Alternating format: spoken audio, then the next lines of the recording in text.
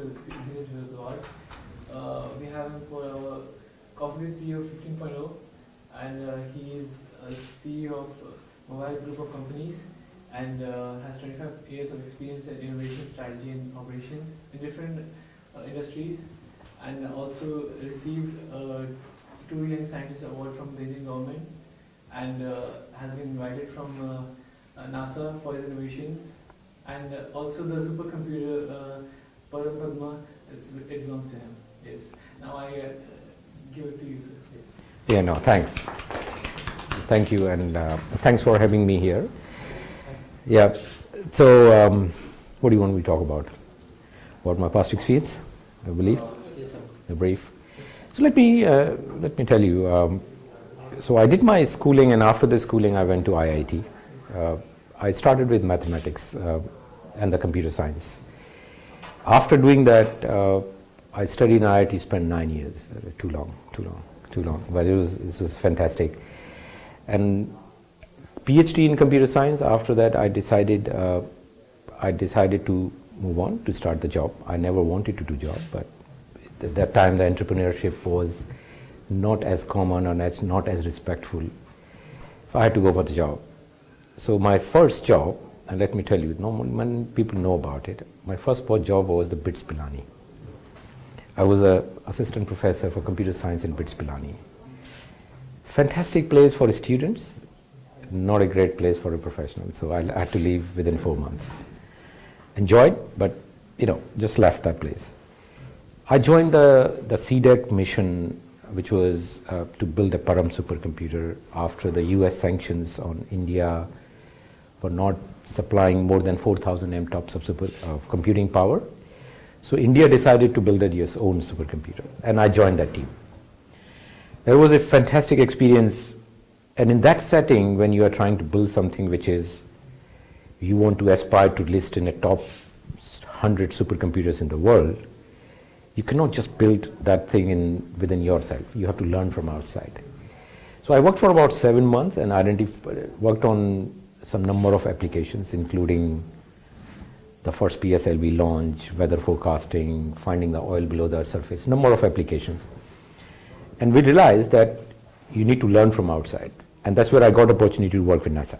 So I went to US, worked on a couple of projects for the different universities. I won't say that directly for NASA, but they were related to the NASA projects. After the learning was great. So you learn from there, now you have the problem, you learned it, you bring it together. Then we architected the new Param, which is Param Padma.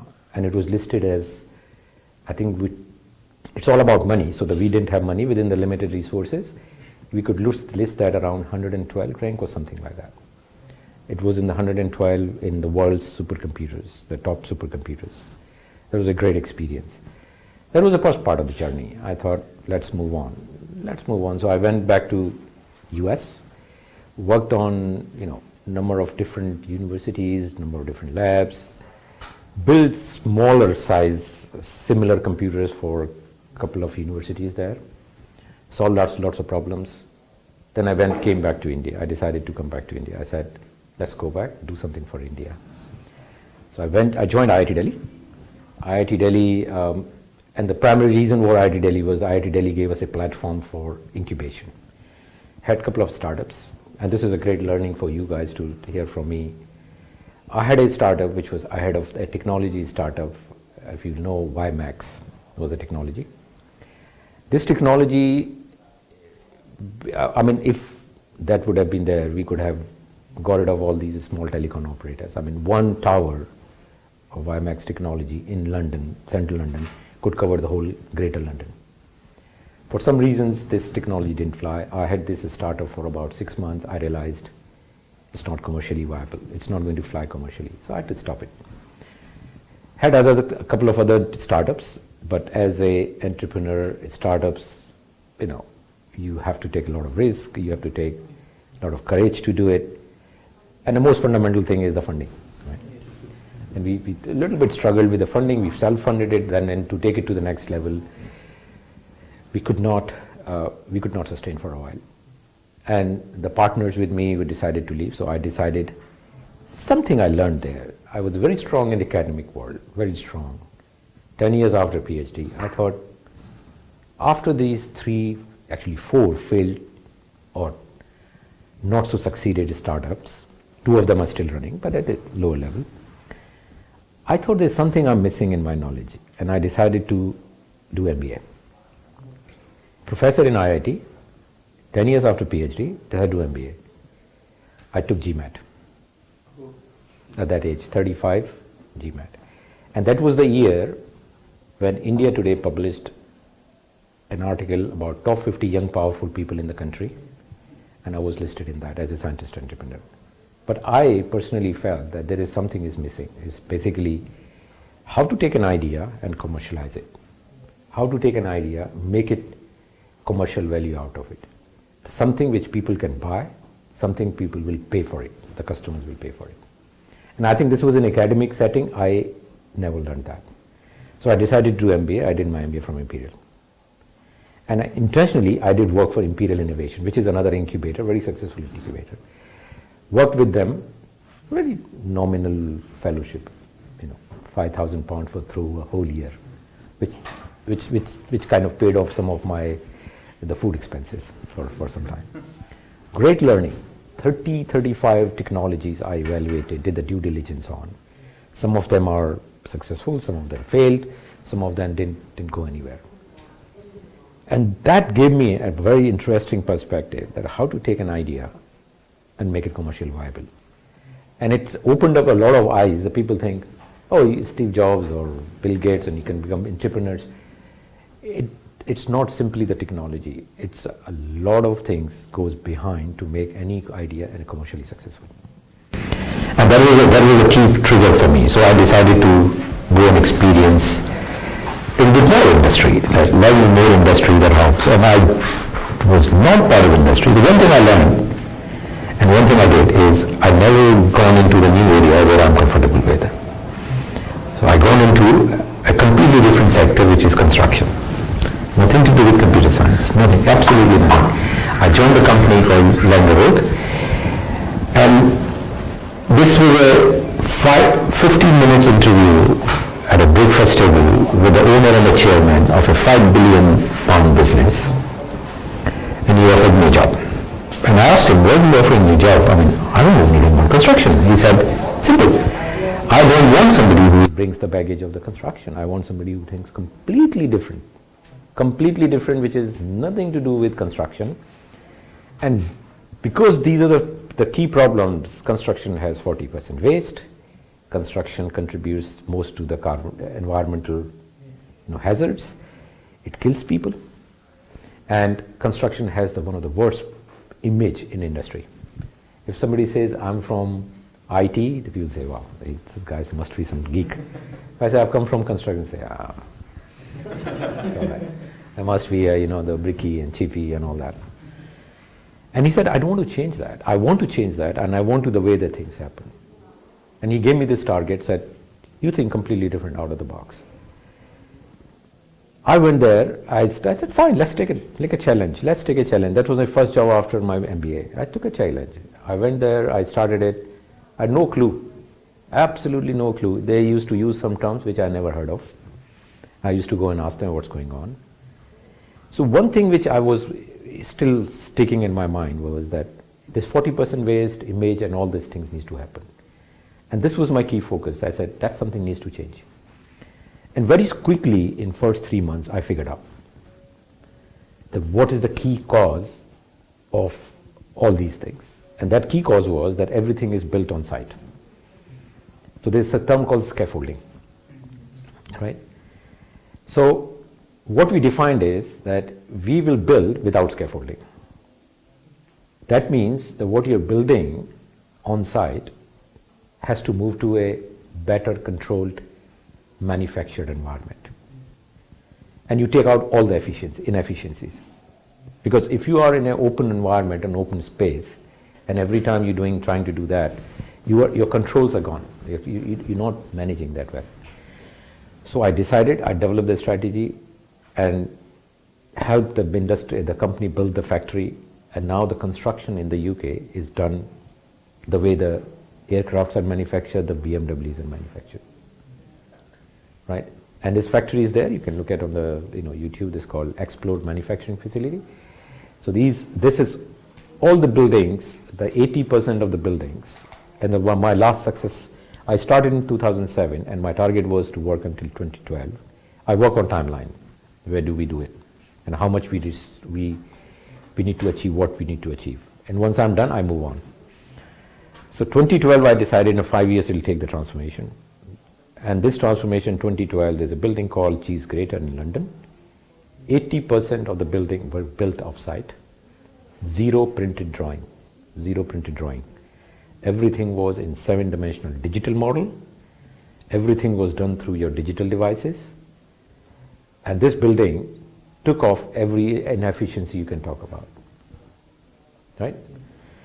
So that's a transformation. I took the agenda, I did it. And once I did that, I left that place. I worked on very different areas, food and beverage. I built the aircraft carrier in the UK, one of the largest food and beverage company in Turkey. I helped them develop their innovation R&D center. Then by accident, in 2013, I moved to UAE. Yeah. So I was the head of strategy and innovation for Arabtech, great company, built Burj Khalifa, the Emirates Palace Hotel, and all those. So there are a lot of changes, transformation. And from there, I moved to the PwC and worked on the innovation agenda. Dubai Innovation Index is one of the projects which actually measures, and I highly encourage you guys to look at that model. This is an example I would say I'm very proud of. This is an innovation index which is quite unique. What it does is it takes the macroeconomic factors, right? Most of the indices, they give you that where you are, where you score and ranking. None of them will tell you what you need to do to increase your position, improve your position. None of them make any recommendations. They just tell you this is where you are, right? It's past. But this model we designed, and believe it or not, this is based on a Carnot engine principle. It's based on the physics and in a mechanical engineering, the Carnot engine principle. And we use that principle. I said there is an input, something needs to happen, and this has to be an output. And we use the similar model. We use the macroeconomic factors. We compared the cities, about 30 cities around the world, which are the top cities. We ranked them, right? We said Dubai is at 16th position into 2015. Now the question comes, what Dubai should do to become one? Maybe in 10 years, 15 years, whatever. But then you have to tell, immediate actions are these, long-term actions are these, right? How do you find that? So we looked at the macro, then we looked at the microeconomic. So Dubai is what? Dubai is a private sector, which is primarily the small SME private sector. So we got the data, we developed the model that if you want to improve the position of the Dubai, your public sector has to improve its position, innovation position, private sector has to improve its position, right? And then you match these two together. So the model is in a way, based on this Carnot engine principle, you can map them together. And this started, using those concepts, we started making recommendations. That Dubai, compared to the top, Dubai is 16 out of 30, right? So there are 15 above. Now looking at those 15 and what Dubai is not doing, Dubai needs to have, at that time, we said they need to do SME law, they need a bankruptcy law, they need to create an environment which is supporting the entrepreneurs, they're creating an environment for funding and supporting for innovation platform. We made very specific recommendations, right? So the idea here is that sometimes you think that there are certain things which are very theoretical or you learned in physics. The key thing is that how do you bring those things which you're learning in your college to the real life, to create a value, whether it's a commercial value or it's a social or the human value to that. And this is one of the best examples of it. So Dubai did the Dubai Innovation Index, which is run every year. This year is the 4th year for that. Dubai has improved its position, and you will see the evidence that Dubai has introduced a number of rules and number of regulations and policies as well based on the recommendation. This project won Sheikh Mohammed's award, the Dubai Government Excellence Award. This project also won World Chamber of Congress Award. I mean, it was so successful. But also I worked on a number of government entities in Middle East, within UAE and in Saudi Arabia. Now, after 3.5 years, there was another time to take another step. I decided to move on. And as I said, that I never taken a challenge which is not challenging. I believe that that's the thing for the entrepreneurs. Entrepreneurs should calculate their risks, that how much worst case scenario, how much they can lose, and never be afraid or scared of taking a step. Worst case scenario, what happens? That's you calculate, right? And based on that, go for it. So after this, my experience with PEED consulting, I decided to move on to something completely different. So I came across this business which is owned by a 36 years old entrepreneur, a local Emirati, and he said, I have 4 or 5 businesses, I want you to help. I said, fine, let's do it. Can you guess what I do now? Yeah? You're building in new things? Let me tell you. Not even real estate. Wild guess. No way. Let me tell you, I sell diesel. We sell diesel, distribute diesel. Okay? Now you'd say diesel? Let me tell you diesel, how important is diesel. Diesel is a lifeblood for the industry in the UAE. If I don't supply diesel one day, when I run out of stock one day, I get hundreds of calls. And everybody is saying, my crushers have stopped, I cannot collect the waste, my juice will go in the drain because I have to distribute, I cannot distribute water, right? I cannot build this construction site, it's stopped. I can't do the ready mix. It's such an important, I can't move my ships, I can't move my boats. Such an important commodity, right? It's simple trading, but it has a lot of innovation. So let me just talk about, you will have lots of questions. Let me just give you one thing. That the one definition of innovation, I'd really, make it very, very simple and say, what is innovation? The first thing is innovation means different thing to different people, different organizations. Whenever you're working on innovation, first thing is agree with the organization and person what it means to you. Okay? My definition of basic innovation is an idea that creates value. In a commercial setting, it has to generate money. In non-commercial, it has to generate some value for humans or a society or environment. Okay? That's as simple as that. Now, when people talk about innovation, most people say innovation means AI, blockchain, right? Is that correct? No. Innovation has got, if I simplify that, it has got two parts of it. There is a technological innovation, but to be succeed, you need some sort of a business model innovation. So there are 2 components of it. If you look at the Google, right? Google.com, white page. Google's innovation is, I would say, that less in the technology, more in business model. Because that's where they transform the whole advertising revenue, right?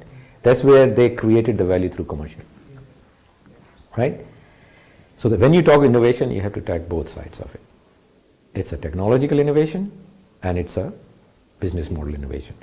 If you bring those together, that's the real innovation. Right? But there are different parts of it, but this is how you need to think about it. Most people think, so when I said diesel trading, there's innovation, technical innovation. We are quite digitally enabled. But at the same time, the innovation is in the business model innovation. Right? We make it more efficient, we make it more, I would say we contribute as a diesel trader or diesel distributor, we contribute a lot to the environmental sustainability, a lot. Right? We work with using our AI applications to optimize our logistics, how we move around the trucks and distribute.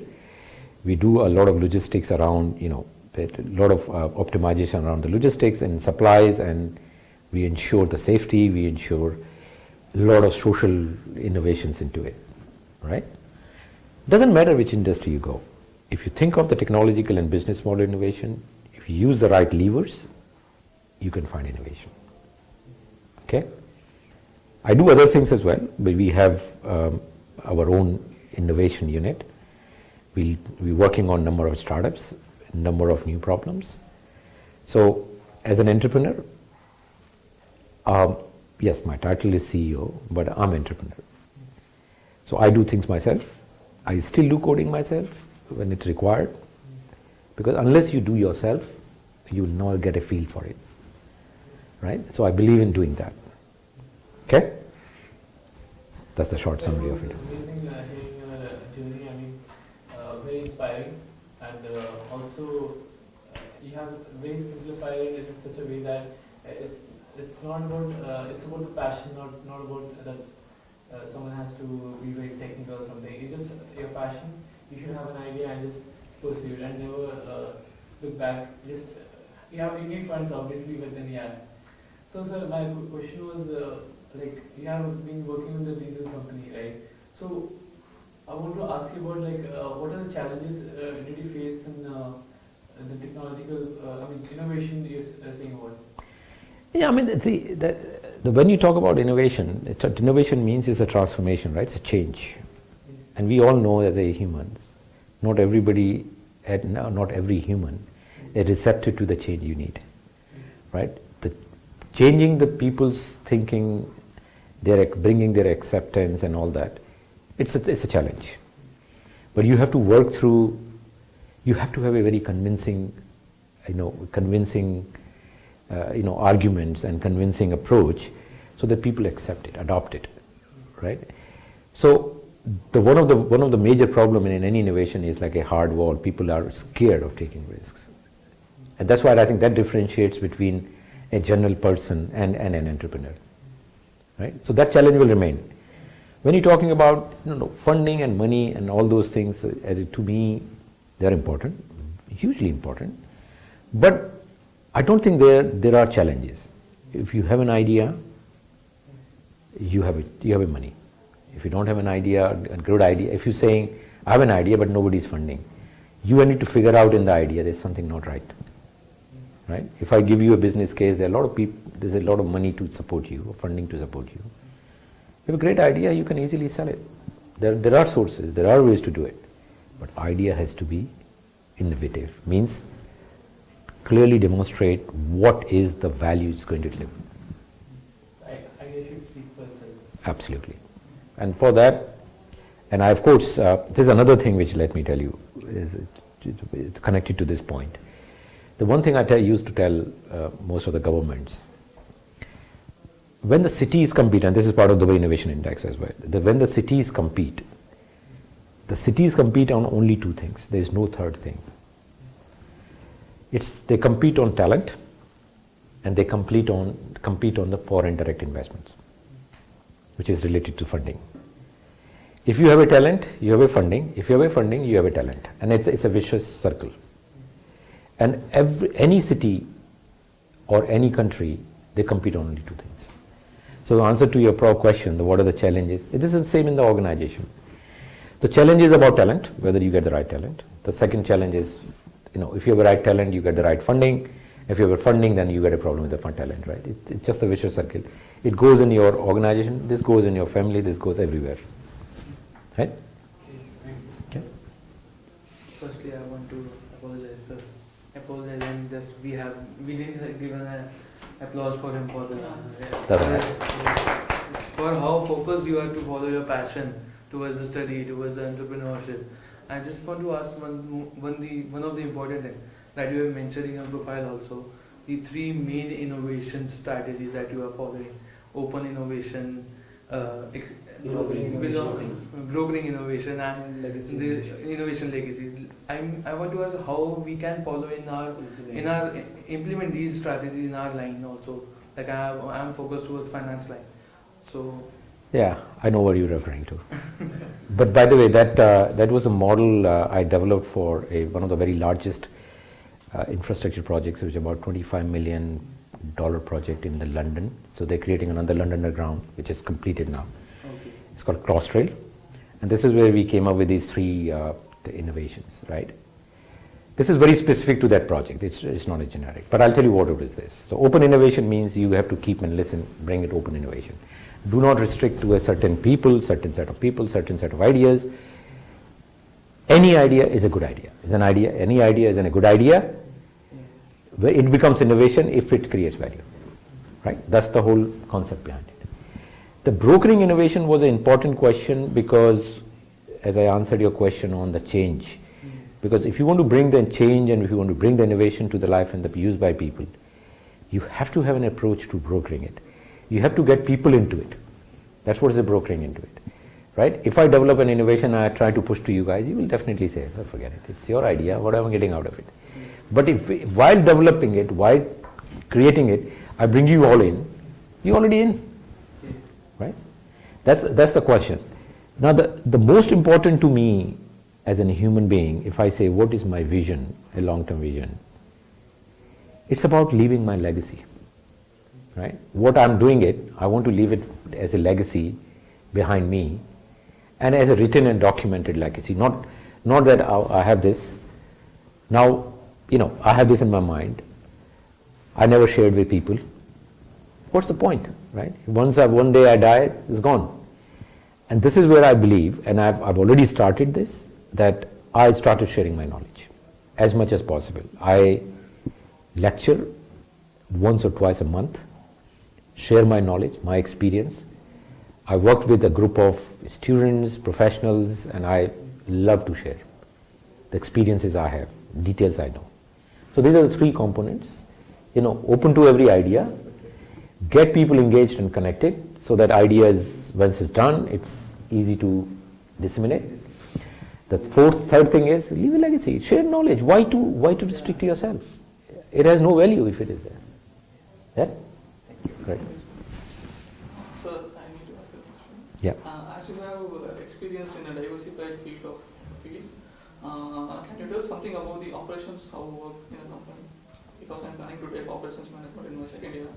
It will be very useful for you if you can give your inputs to me. Great. Operations. That is one of my, not a very favorite topic. But I respect the most respected people in any organization to me are the operations guys, right?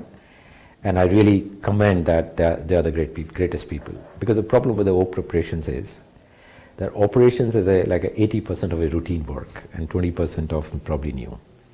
But nonetheless, operations or anything has a lot of space for improvements. If an operation person looking at continuous improvements, there are some techniques, right? There are some techniques which particularly look towards Japan. They have a number of techniques they use for operational improvement, right? So how this works with operations, your question is how it works in operations. To me, the operations are very closely connected to the business model, right? When you are joining an operations team, you got to first step back and understand what is the business model, okay? So I give you the example of Google, right? So the Google's business model is very simple. Develop a technology, make it free, bring people onto the google.com, right? And that's where you get people and then generate money through advertising and marketing, not through the technologies. Yeah? That's the business model. Now, when you're in the operations, what's your task? You need to understand that and say, if I have to do that, where my operations are? My operations are focused on the certain, operational KPIs, certain operational objectives, which is I have to run the revenue, the advertisements, people should get value out of the operation, advertisements and marketing, people should be able to attract it to that. And my operation should be in such a way that the money they're paying me, they should get the returns on those. So the operations are always not about operations, they are part of the strategy, it has to cascade down. You have to step back and think, where's the business model? Yeah, because operations are very close to the business model. Absolutely. As I said to you in my energy business, in my diesel distribution business, what is my diesel distribution business? My operations are exactly connected to that. That means my business model has to collect the money, make money. right? And operations has to support that. That means that my business model is I have to distribute diesel. As I said, that reaching the diesel on time, when they're required, in the right quantity, is the operations objectives. At the same time, they have to minimize the cost of logistics. Otherwise, at the bottom line, my bottom line will be eaten up by the operators, right? Yes. So, do you see the relationship between my business model and the operations? Of course, yes, sir. That's how it works. So extremely useful for me. Great, thank you. Just wanted to know one thing. When you were designing the supercomputer, I checked the specifications of it. It was 1 terabyte and 4 cores of IBM. Wasn't it too, not powerful enough? Well, It was 1 terabyte and no, it was not 1 terabyte. There's a teraflop. teraflop. It was 100 teraflop. 1 teraflop, sorry. So, see, so as I said to you, even today when we talk about the supercomputer, it's all about money, right? At that time, what was happening was that there was an architecture was evolving, and that architecture was distributed computing, right? The distributed computing, parallel processing, closely connected parallel processing was the architecture evolving.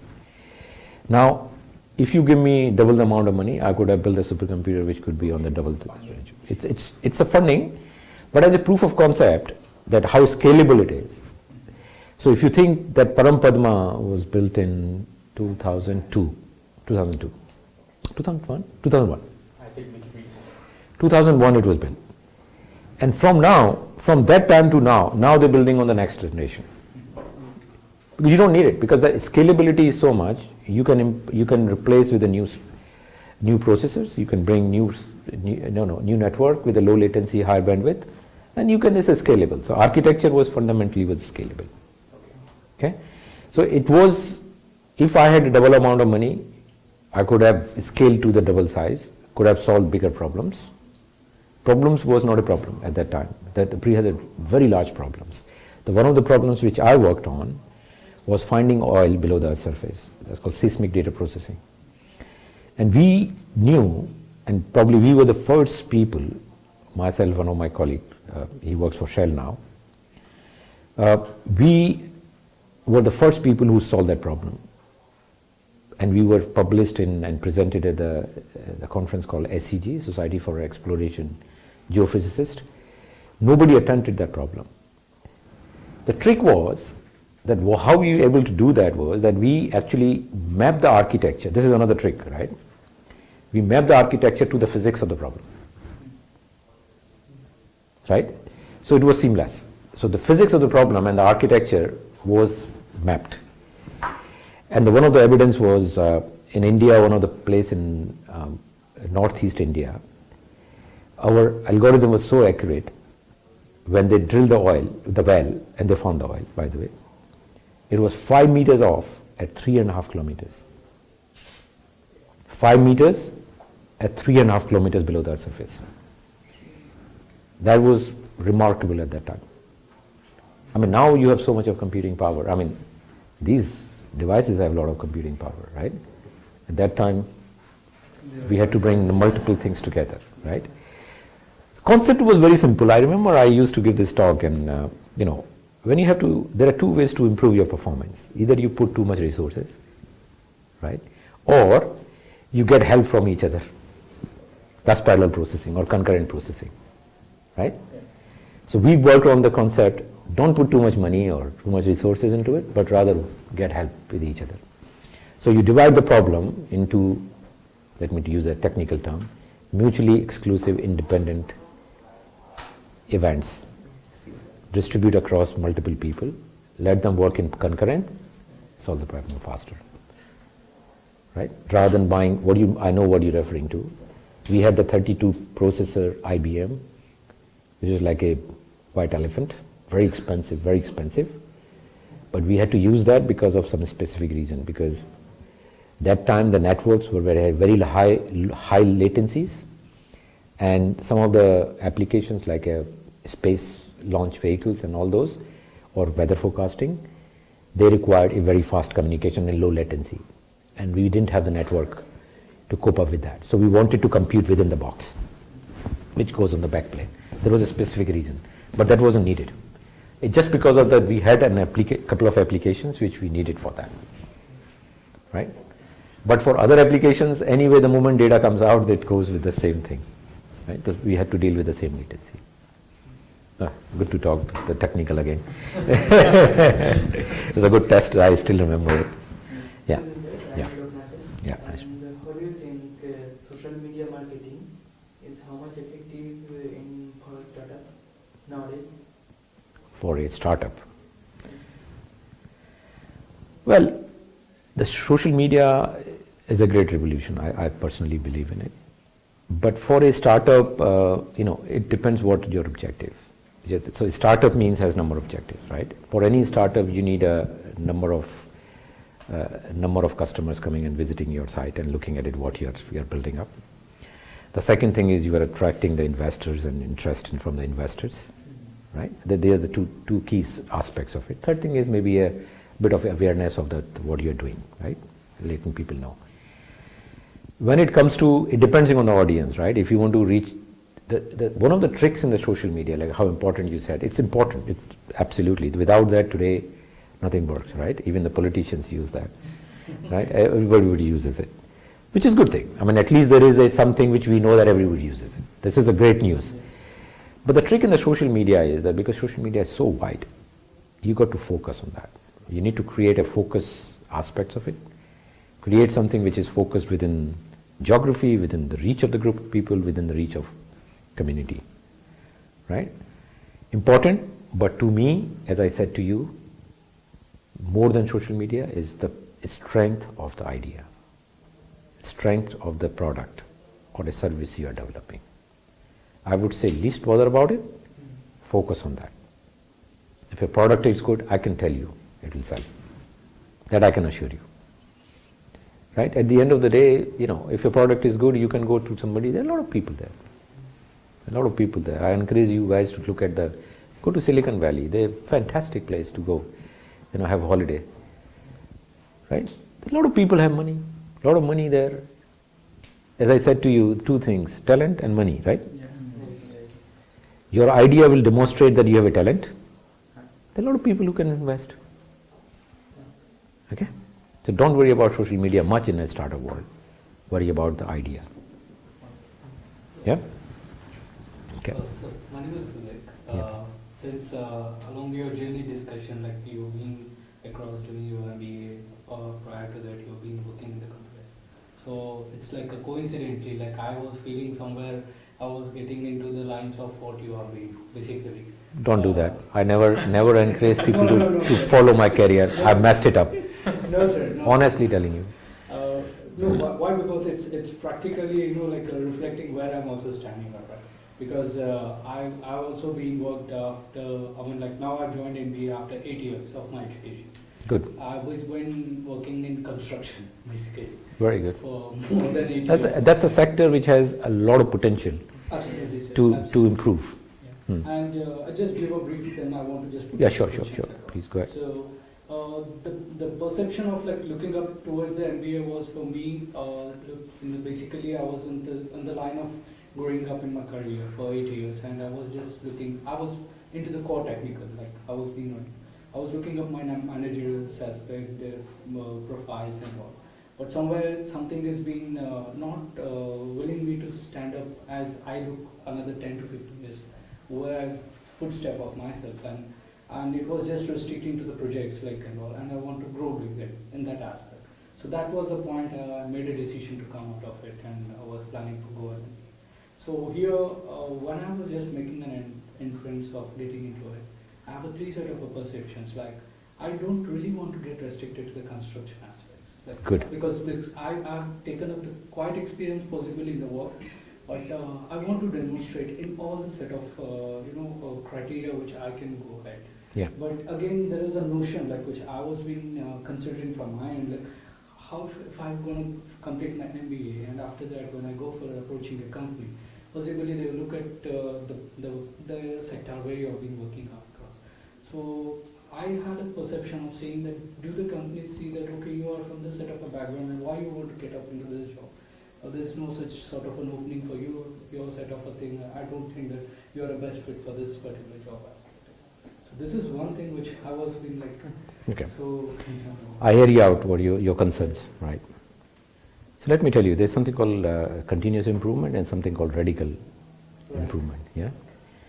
If you're invested in MBA after 8 years, you have to decide whether you want continuous improvement or radical. Yeah, that's the key decision to make.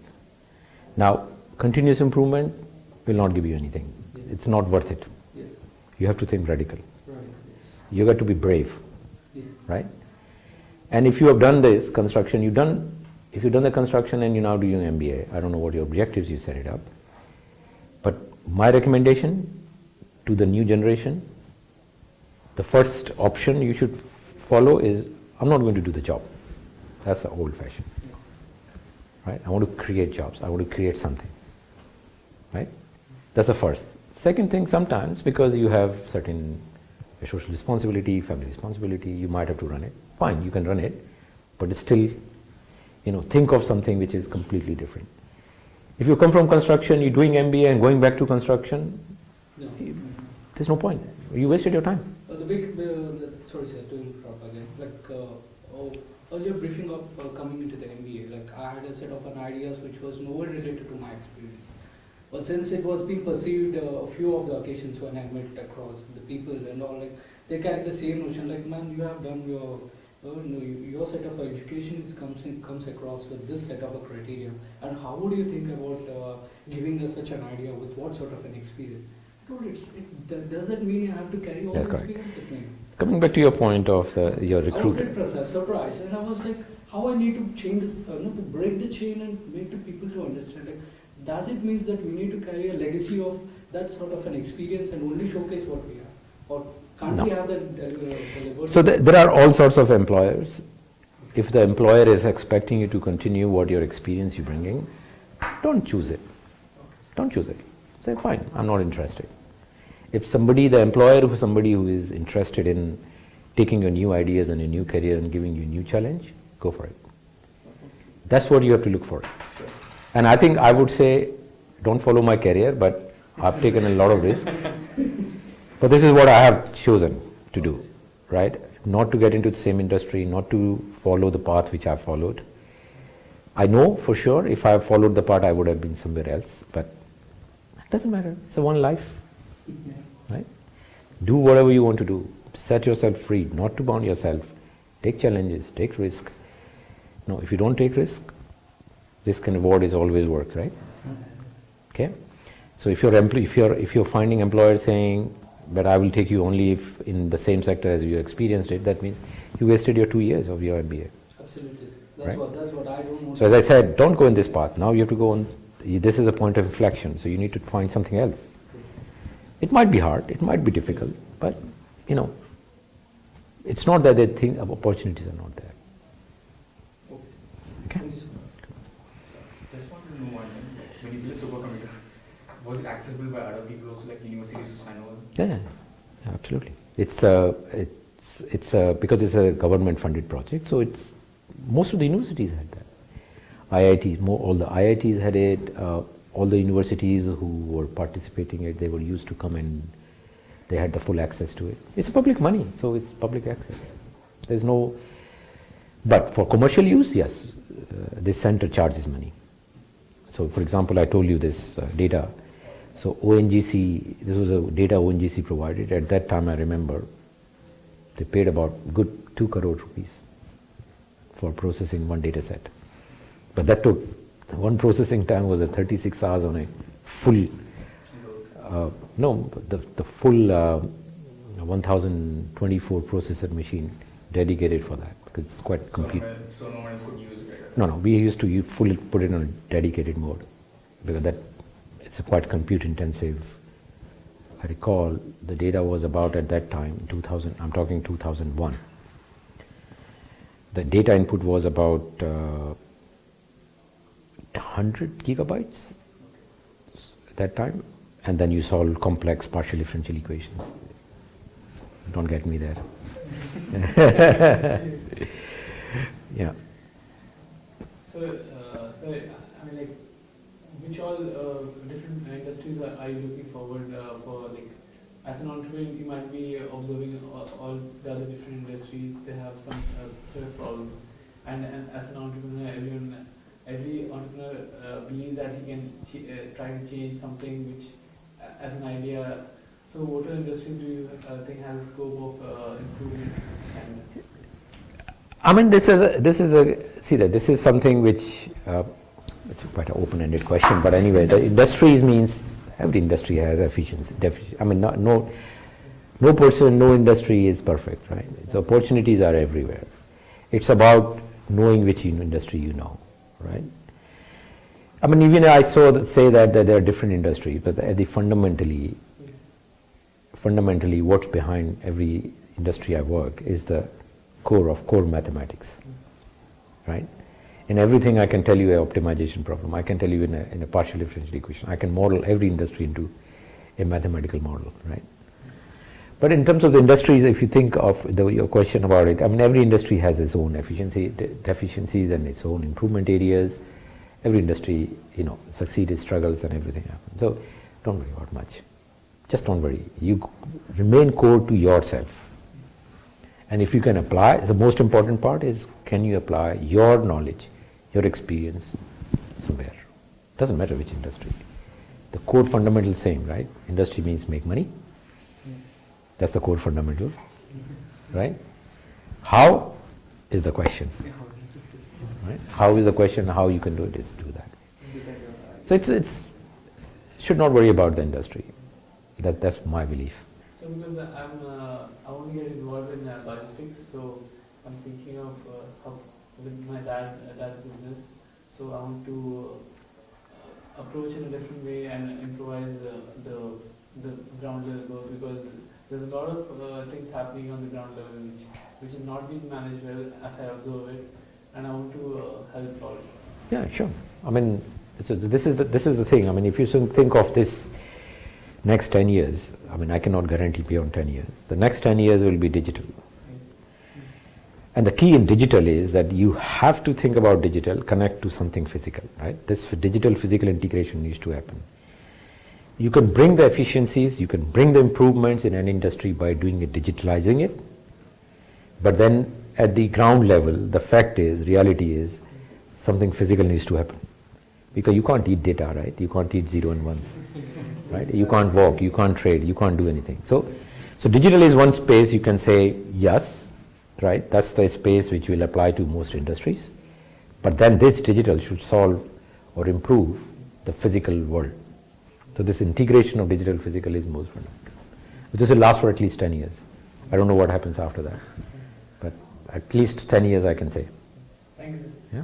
Sir, my name is Veera. Sir, I want to ask you, there's an upcoming event, Expo 2020. What's your contribution in Expo 2020 apart from selling diesel? By the way, yes, we do supply biodiesel.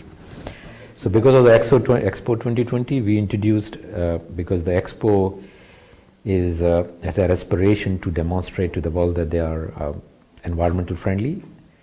So they introduced environmental friendly fuel, they mandated it as well.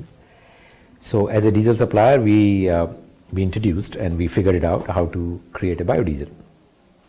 So what we do is interesting is that we have a diesel. Let me tell you a little technical. So this diesel has a density, right, and certain viscosity. So density. Now what we do is we have a supplier who collects the used cooking oil from KFCs and McDonald's and others, and they process that used cooking oil to a level to bring the same density as the diesel density, which is 10 ppm is a standard here. So if you think of the two liquids which have got the same density, if you mix them together, they will blend. If it is a higher density, it will settle. If it's a lower density, it will float, right? So the trick here, what we figured out through some chemical the processing, this used cooking oil from KFCs and McDonald's is processed to a level that they have the same density. Once you have the same density, mix with the diesel, so you take 20% of this fuel, which is bio, and 80% of the traditional gasoline diesel, mix them. Now, the cooking oil has a higher viscosity. So it acts as a lubricant. So when it goes in a machine, it actually, and the cooking oil can hold the temperature for a longer period. Right?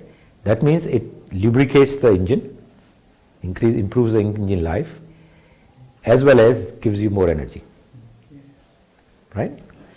So in answer to your question, we supply that. Okay. Right? So as you said, you plan a certain year, okay, I have to do this in this certain period of time. Then after I move on to something new. So what after diesel? After a certain period, what's your next plan?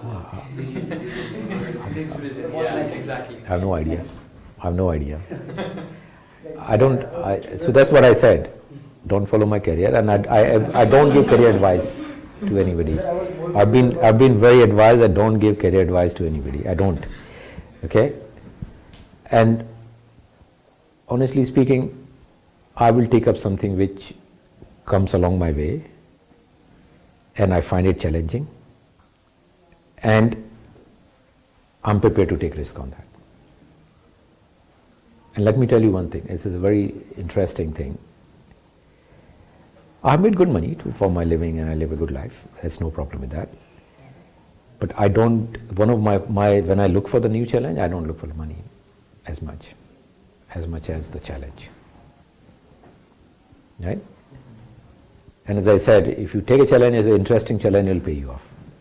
I believe in that. But don't follow my advice. Have you ever tried of restarting that Delhi project, which you dropped due to funding, not funding? Yeah, it's continuously going. I never stopped. I still have 2 startups. Never stopped. I will never It's a stop. similar project. No. The one thing is why we stopped, why it happened is because we know that technology, one of the things we knew, that the technology will never come back because of the political reasons, the commercial reasons, or the reasons. You have to understand why we had to close. First, we were ahead of technology, ahead of time. The second was that technology will never fly. Intel planned the WiMAX project. If the WiMAX is there, then all these TSLR2 will disappear. You don't need them, because one single tower can serve the whole thing. So that technology never fly. And of course, I'm not supportive of that, because the amount of job creation, amount of the contribution in a social society, what these telecom operators do, is remarkable, right? So people talk about the ethical side of the artificial intelligence, robotics and all that. I would say that was one of the reasons. It was the ethical side of it, right? People talk about quantum computing. Quantum computing now, probably if we have a quantum computing, I don't know what will happen, whether this will fly. The reason for quantum computing is not able to fly. One of the reasons is the ethical reason, right? Quantum computing can you can kill a lot of these industries. People go out of, we have a human race to live and work, right? And generate money and eat, right? So there are lots of other things to that. Yes, sir. So we have a few startups in Incubation Center. One is recently launched. Srichand will be saying a little bit about. Yeah, sure. So right now in Dubai we face a problem. Like if you want to go from point A to point B, like use RTA, or it's convenient and all, but it's time consuming, and also it's not sometimes it's not comfortable. So what we do is we charge. When you book for a van, not van. When you want to go for somewhere, you book a van. It comes and picks you up. So it's also like 19 dirham, Mm-hmm. and it's a Mercedes van. It comes and picks up you. Hmm. You get Wi-Fi, you can get your work done. So what we do is, it's also not one person, so it's like 14 people. You can also interact with people, and it's like community inside a cave. Okay. So that's how it's started right now. Oh, that's good. So that's a very good startup. So let me tell you few things about it. Globally, I worked with couple of smart cities projects. One in London and one in here as well. One of the biggest problems in all these smart cities projects is within the transport sector is the last mile and first mile. One of the biggest problems. Because no public transport come and pick you up from the home. And let me tell you one more thing. I'm a very green person. I don't drive. I decided not to drive.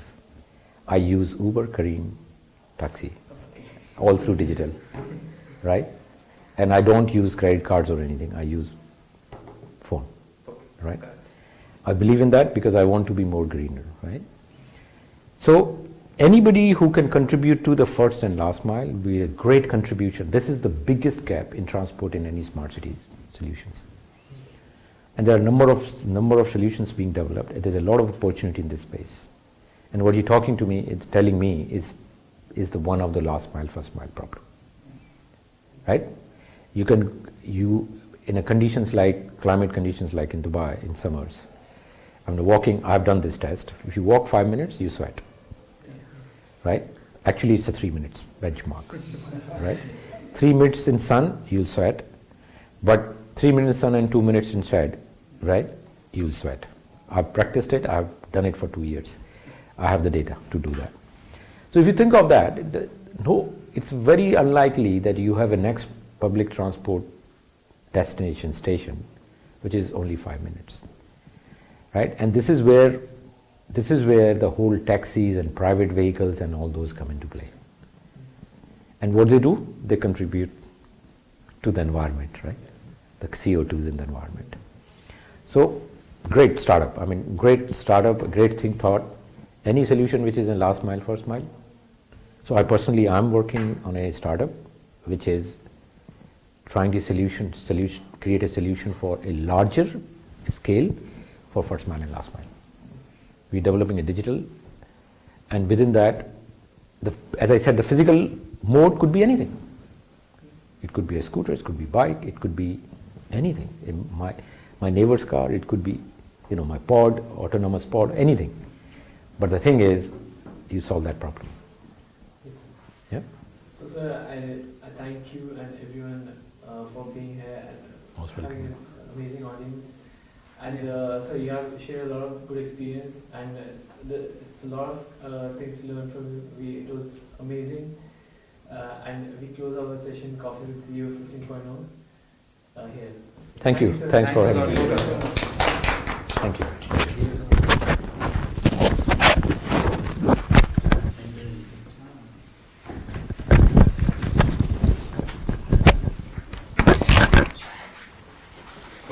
Thank you so much. Thank you so much.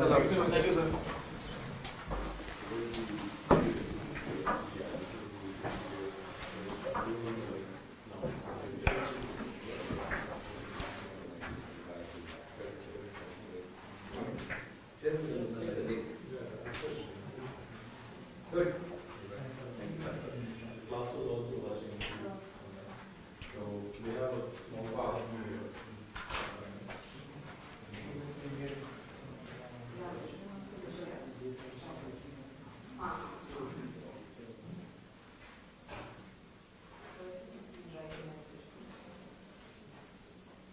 Something about education.